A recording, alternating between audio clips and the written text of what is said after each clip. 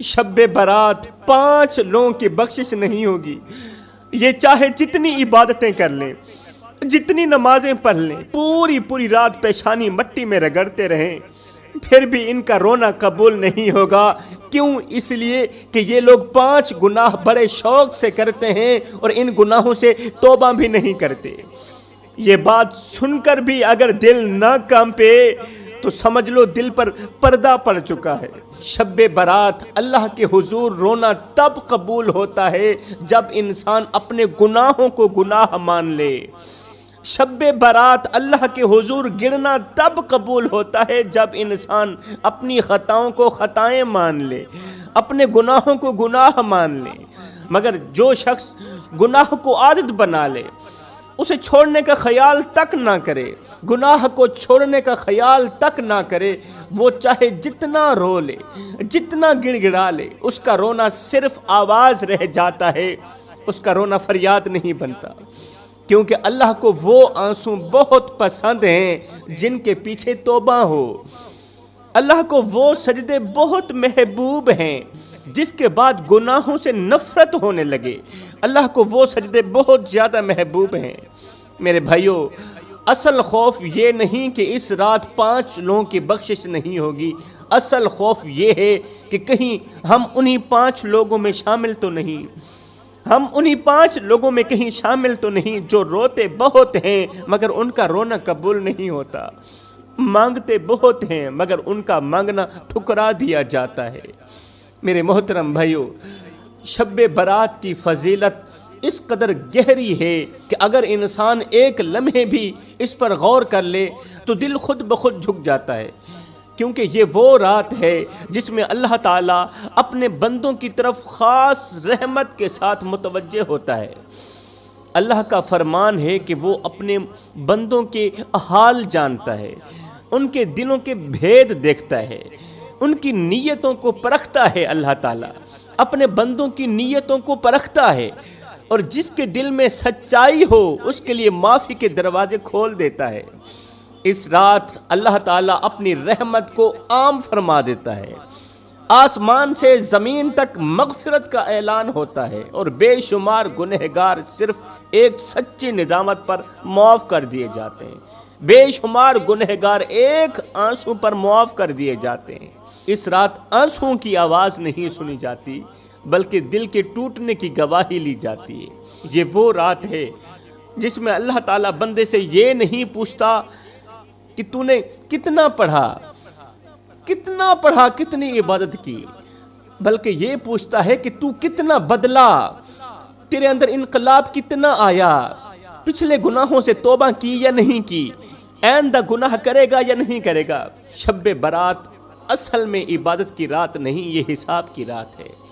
قسم خدا کی یہ کوئی خاص عبادت کی رات نہیں، یہ حساب کی رات ہے جہاں گناہ گنے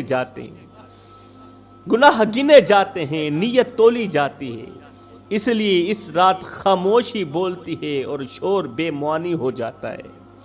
میرے محترم بھائیوں، ساتھ ہی ساتھ میں اگر میں پچھلے گزرے ہوئے نبیوں اور رسولوں کا ذکر کروں تو ایک عجیب حقیقت سامنے آتی ہے. ایک عجیب حقیقت سامنے آتی ہے کہ ان سب کی زندگیاں ہمیں یہی سکھاتی ہیں کہ اللہ کے قریب وہی پہنچا جاتا ہے جو دن رات روتا ہے. اللہ کے قریب وہی پہنچتا ہے جس کا سر اللہ کے حضور جھک جاتا ہے. حضرت آدم علیہ السلام کو دیکھیں نا، ان کی کامیابی کا راز عبادت کی کثرت نہیں بلکہ غلطی مان لینا تھی. ہم تو گناہ کرتے ہیں پھر گناہ پر ڈٹ جاتے ہیں، پھر اس کو سچا ثابت کرنے کی بھرپور کوشش کرتے ہیں کہ ہم نے اچھا کیا، ٹھیک کیا. حضرت نوح علیہ السلام کی نجات کا سبب کشتی نہیں تھی بلکہ صبر تھا، کیونکہ اللہ تعالیٰ صبر کرنے والوں کے ساتھ ہوتا ہے. حضرت ابراہیم علیہ السلام کو آگ سے عبادت نے نہیں بچایا بلکہ دل کی توحید نے بچایا. عبادت نے نہیں بچایا تھا، وہ صرف اللہ کو مانتے تھے، اللہ پر یقین رکھتے تھے. اس یقین نے حضرت سیدنا ابراہیم علیہ السلام کو آگ سے بچا لیا. حضرت یوسف علیہ السلام کو تخت عبادت سے نہیں ملا بلکہ اپنے کردار سے ملا. یہ سمجھ کر کسی نے یوسف کو تخت پر نہیں بٹھایا تھا کہ یہ اللہ کے نبی ہیں، یہ سمجھ کر تخت پر بٹھایا گیا کہ آپ کا کردار کیسا ہے۔ حضرت موسیٰ علیہ السلام کے لیے سمندر نے راستہ نہیں چھوڑا بلکہ یقین نے چھوڑا، اللہ پر کامل یقین تھا۔ حضرت ایوب علیہ السلام کی آزمائش عبادت سے نہیں ٹلی بلکہ صبر سے ٹلی۔ حضرت یونس علیہ السلام ایک اندھیرے سے نکلے، اس لیے نہیں کہ وہ نبی تھے بلکہ اس لیے کہ انہوں نے مان لیا کہ غلطی ہو گئی ہے، اللہ تو معاف کرنے والا ہے۔ حضرت عیسیٰ علیہ السلام کی زندگی میں بلندی کا راز، پرواز کا راز کرامت نہیں بلکہ رحم تھا، خاشیت تھی، اللہ پر پختہ یقین تھا۔ اور پھر میرے کریم نبی کی پوری حیات ہمیں یہ سمجھاتی ہے کہ اللہ کے قریب وہی ہے جس کے دل میں عاجزی ہے، زبان میں نرمی ہے اور عمل میں سچائی ہے، اللہ کے قریب تو وہی ہے۔ اگر انبیاء علیہم السلام کی یہ زندگیاں شب برات کے آئینے میں دیکھیں تو ایک بات ضرور سمجھ آتی ہے کہ یہ رات عبادت دکھانے کی نہیں بلکہ اندر کا انسان بدلنے کی رات ہے، اور جو اس رات بدل گیا وہی اصل میں کامیاب ہوا۔ میرے محترم بھائیو، اب میں آپ کو تھوڑا سا شب برات کی فضیلت کے بارے میں بتانا چاہتا ہوں، کیونکہ یہ رات عام راتوں جیسی نہیں بلکہ یہ وہ رات ہے جس میں اللہ تعالیٰ اپنے بندوں کی طرف خاص توجہ فرماتا ہے۔ یہ وہ رات ہے جس میں گناہوں کے بوجھ تلے دبے ہوئے لوگ بھی اگر سچے دل سے پلٹ آئیں تو پاک ہو جاتے ہیں، پاک ہو جاتے ہیں، اور برسوں کی خطائیں ایک لمحے میں معاف ہو جاتی ہیں۔ میرے کریم نبی نے اس رات کی عظمت بیان کرتے ہوئے امت کو متوجہ کیا کہ یہ رات صرف جاگنے کی نہیں بلکہ یہ رات اللہ کی طرف لوٹ آنے کی رات ہے، توبہ کرنے کی رات ہے۔ اس لیے میرے کریم نبی نے اس رات زیادہ خاموشی اختیار کی، زیادہ استغفار کیا اور اپنی امت کے لیے دل سے دعا کی۔ آپ اس رات یہ نہیں دیکھتے تھے کہ کس نے کتنا پڑھا بلکہ یہ دیکھتے تھے کہ کون واقعی حقیقت میں بدلا۔ لہٰذا ہمیں بھی اس رات کو صرف عبادت کی گنتی میں نہیں گزارنا چاہیے بلکہ دل کی اصلاح میں گزارنا چاہیے۔ ہمیں شب برات کو صرف عبادت کی گنتی میں نہیں گزارنا چاہیے بلکہ دل کی اصلاح میں گزارنا چاہیے۔ اپنی زبان کو نرم کریں، دل سے کینہ نکالیں، جن کا حق دبایا وہ واپس کریں، اور اللہ کے سامنے یہ وعدہ کریں کہ اب ہم گناہ کو شوق نہیں بنائیں گے۔ اگر ہم نے اس رات اپنے اندر کا انسان ٹھیک کر لیا تو شب برات ہمارے لیے نجات کی رات بن جائے گی، اور اگر ہم نے صرف رسم ہی نبھائی تو ڈر ہے کہ یہ عظیم رات بھی ہمارے حق میں گواہ نہ بن جائے۔ شب برات یہ وہی رات ہے جس میں اللہ تعالیٰ کی طرف سے فیصلے کیے جاتے ہیں، آنے والے پورے سال کے لیے فیصلے کیے جاتے ہیں۔ کس کو صحت ملے گی، کس پر آزمائش آئے گی، کس کے رزق میں وسعت ہوگی اور کس کے رزق میں تنگی آئے گی، کس کی زندگی میں سکون آئے گا اور کس کے حصے میں بے چینی آئے گی، یہ سب اسی رات طے کیا جاتا ہے۔ یہ وہ رات ہے جس میں انسان کی تقدیر لکھی نہیں جاتی بلکہ دہرائی جاتی ہے، یعنی جو بندہ جیسا رہا، جو نیت لے کر جیا، جو گناہ پر اڑا رہا، جو توبہ کی طرف جھکا، اس کے مطابق اس کے فیصلے مضبوط کر دیے جاتے ہیں۔ اس رات اللہ بندے کی پیشانی نہیں دیکھتا بلکہ دل کا رخ دیکھتا ہے، آنسوں کی مقدار نہیں دیکھتا بلکہ ندامت کی سچائی دیکھتا ہے۔ جو اس رات اللہ کے سامنے جھک کر یہ مان لے کہ میں غلط ہوں، میں بدلنا چاہتا ہوں، اس کے لیے فیصلے آسان ہو جاتے ہیں، اور جو ضد پر اڑا رہے اس کے لیے یہی رات حجت بن جاتی ہے۔ اس لیے شب برات کو تقدیر بدلنے کی رات کہا جاتا ہے، مگر صرف اس کے لیے جو خود کو بدلنے پر آمادہ ہو، توبہ کرنے پر آمادہ ہو، ورنہ یہ رات بھی گزر جاتی ہے اور انسان وہیں کا وہیں رہ جاتا ہے۔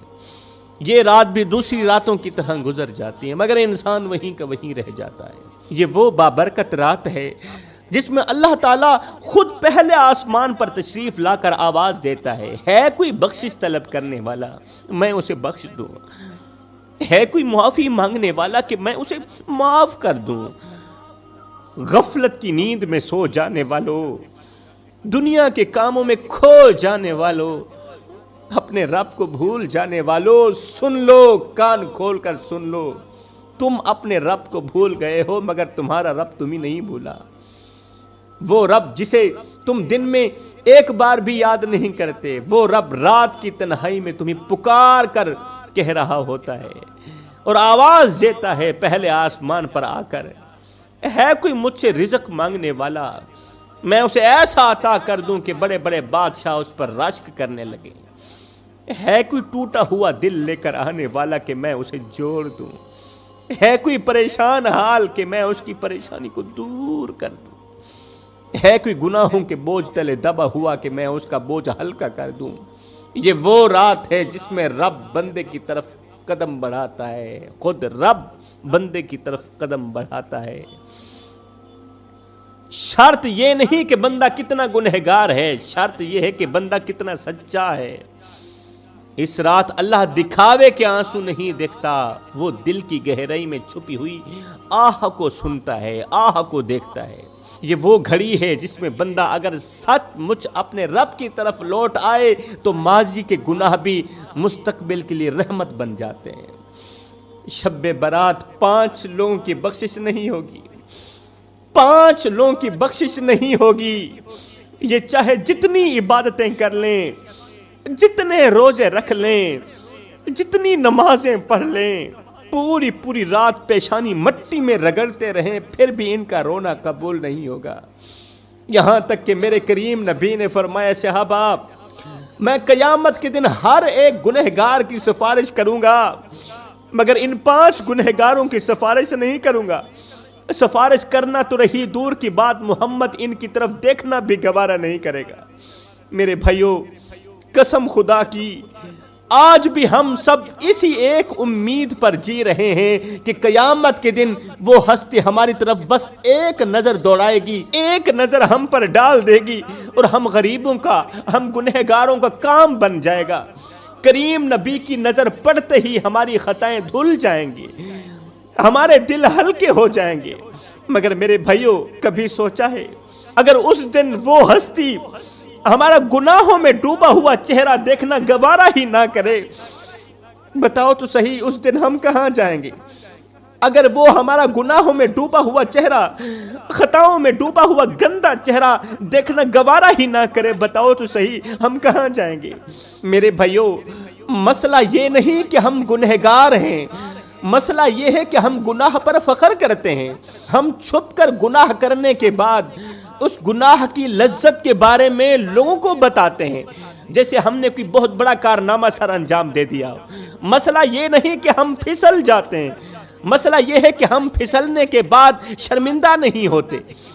مسئلہ یہ نہیں کہ ہم سے غلطی ہو جاتی ہے، مسئلہ یہ ہے کہ ہم غلطی کو بھی درست ثابت کرنے کی بھرپور کوشش کرتے ہیں۔ ہم گناہ بھی کرتے ہیں اور پھر اس کے لیے دلیلیں بھی گھڑتے ہیں۔ ہم ضمیر کی خلش کو ہنسی میں اڑا دیتے ہیں۔ یہی وہ مقام ہے جہاں انسان رحمت سے دور ہونا شروع ہو جاتا ہے، کیونکہ اللہ کو گنہگار بندہ برا نہیں لگتا، اللہ کو بدکار بندہ برا نہیں لگتا، اللہ کو وہ بندہ برا لگتا ہے جو گناہ کے بعد بھی بے پرواہ رہے۔ اللہ کو وہ بندہ برا لگتا ہے جو گناہ کرنے کے بعد بھی گناہ سے توبہ نہ کرے۔ میرے بھائیوں، اگر دل میں ندامت ابھی بھی باقی ہے تو راستہ ابھی بھی بند نہیں ہوا، راستہ آج بھی کھلا ہے۔ اللہ فرماتا ہے، اے میرے بندے، تو لوگوں کے لیے تو وقت نکالتا ہے، کبھی کبھار میں رب کے لیے بھی وقت نکال لیا کر۔ تو لوگوں کے آگے تو ہاتھ پھیلاتا ہے، کبھی کبھار میں رب کے آگے بھی ہاتھ پھیلا لیا کر۔ میرے بندے، تو کرتا وہ ہے جو تو چاہتا ہے، پر ہوتا وہ ہے جو میں رب چاہتا ہوں۔ اے میرے بندے، تو وہ کر جو میں چاہتا ہوں، پھر ہوگا وہی جو تو چاہتا ہے۔ جس ہستی کی ایک نظر نجات کا دروازہ کھول دیتی ہے، وہی ہستی فرما رہی ہے، صحابہ قیامت کے دن ہر ایک گنہگار کی سفارش کروں گا مگر 5 لوگوں کی سفارش نہیں کروں گا۔ سفارش کرنا تو رہی دور کی بات، محمد ان کی طرف دیکھنا بھی گوارا نہیں کرے گا۔ صحابہ کرام نے عرض کی یا رسول اللہ سنیا وہ کون سے لوگ ہیں جن کی آپ قیامت کے دن سفارش نہیں کریں گے؟ تو میرے کریم نبی نے فرمایا پہلا وہ شخص جو ساری زندگی شراب پیتا رہا اور پھر شراب پیتے پیتے بغیر توبہ کے مر گیا۔ صحابہ گواہ رہنا کل قیامت کے دن محمد اس کی سفارش نہیں کرے گا۔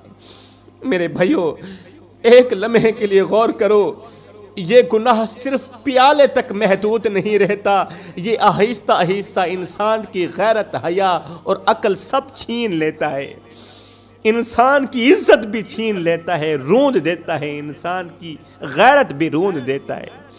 شرابی کے بچے باپ کے ہوتے ہوئے بھی یتیموں کی سی زندگی گزار رہے ہوتے ہیں۔ ارے اس بیٹی کا کیا قصور جس کے لیے لوگ رشتہ مانگنے نہیں آتے؟ اگر کوئی آ بھی جائے تو صاف صاف کہہ دیتا ہے کہ بھائی ہم اس لڑکی کو قبول نہیں کریں گے کیونکہ اس کا باپ شراب پیتا ہے۔ آئے چاند جیسی خوبصورت بیٹی کی زندگی کو باپ کے نشے نے تباہ کر دیا۔ میرے بھائی کوئی حافظ کی ماں کہلاتی ہے، کوئی قاری کی ماں، کوئی حاجی کی ماں، کوئی غازی کی ماں۔ یہ بتا کہ تیری ماں کس کی ماں ہے؟ اور کہیں وہ شرابی کی ماں تو نہیں، کہیں وہ نشئی کی ماں تو نہیں، کہیں وہ بے نمازی کی ماں تو نہیں۔ اگر آج وہ شرابی کی ماں کہلائی جا رہی ہے تو تیری وجہ سے کہلائی جا رہی ہے۔ یہ نام اس نے خود نہیں چنا، یہ نام تو نے اسے دیا۔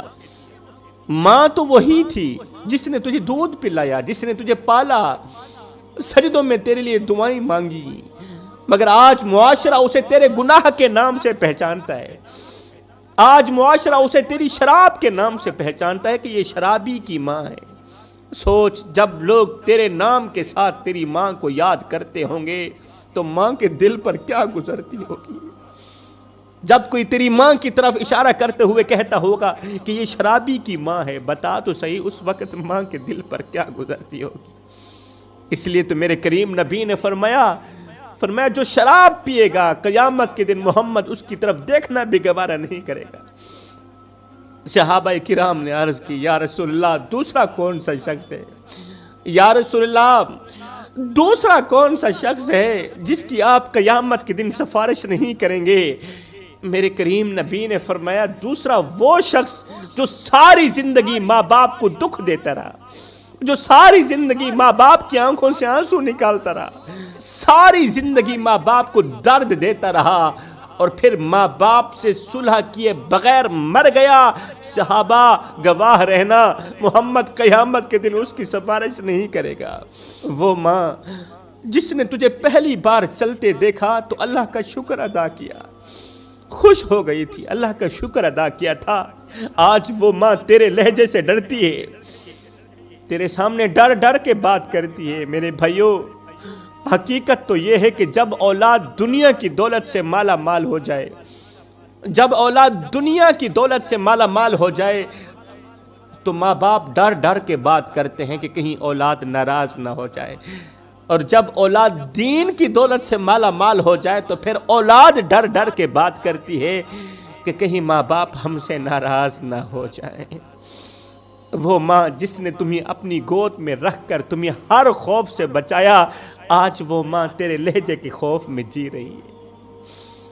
پھر ایک دن ایسا آتا ہے جب ماں کا بستر خالی ہو جاتا ہے، باپ کی آواز ہمیشہ کے لیے خاموش ہو جاتی ہے۔ جب ماں باپ چلے جاتے ہیں تب اولاد کو یاد آتا ہے کہ ایک بار گلے لگانا باقی رہ گیا تھا، ایک بار معافی مانگنا رہ گیا تھا، ایک بار امی آپ ٹھیک ہے نا، ابو آپ ٹھیک ہے نا، آپ کو کسی چیز کی ضرورت تو نہیں ہے، بس یہ پوچھنا باقی رہ گیا تھا۔ مگر اس دن نہ ماں سنتی ہے نہ باپ سنتا ہے، اس دن صرف قبر کی مٹی ہوتی ہے اور اولاد کے ہاتھوں میں صرف پچھتاوا ہوتا ہے۔ صحابہ کرام نے عرض کی یا رسول اللہ سونیا تیسرا کون سا شخص ہے جس کی آپ سفارش نہیں کریں گے؟